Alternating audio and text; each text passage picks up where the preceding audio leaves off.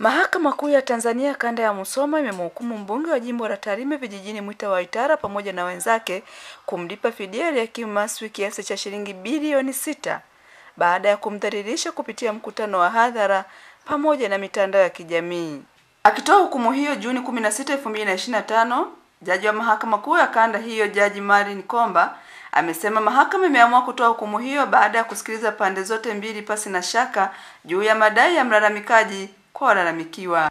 Jaji Komba amesema mahakama imehukumu mbunge huyo pamoja na wenzake kumlipa faini ya shilingi bilioni 1 ya adhabu pamoja na shilingi bilioni 5 fedha za udhalilishaji wa kutumia maneno yasiyo ya kweli, lakini pia kujitokeza hadharani kuomba msamaha,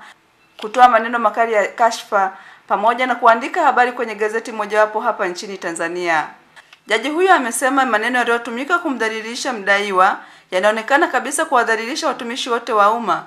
na hii ni kutokana na kwamba mlalamikiwa ambaye ni mbunge wa jimbo la Tarime vijijini Mwita Waitara hajawahi kuwa mtumishi wa umma.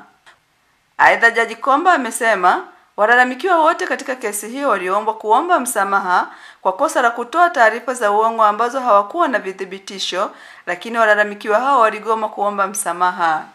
Kesi hiyo ya madai namba 23 ya mwaka 2023 ilifunguliwa na Eliakim Maswi baada ya mbunge wa jimbo la Tarime vijijini Mwita Waitara kutoa maneno ya kumdhalilisha Maswi katika mkutano wa hadhara uliokuwa na wananchi zaidi ya 280 uliofanyika katika kijiji cha Mtana, kata ya Manga, halmashauri ya Tarime vijijini, mkoani Mara, Agosti 9, 2023.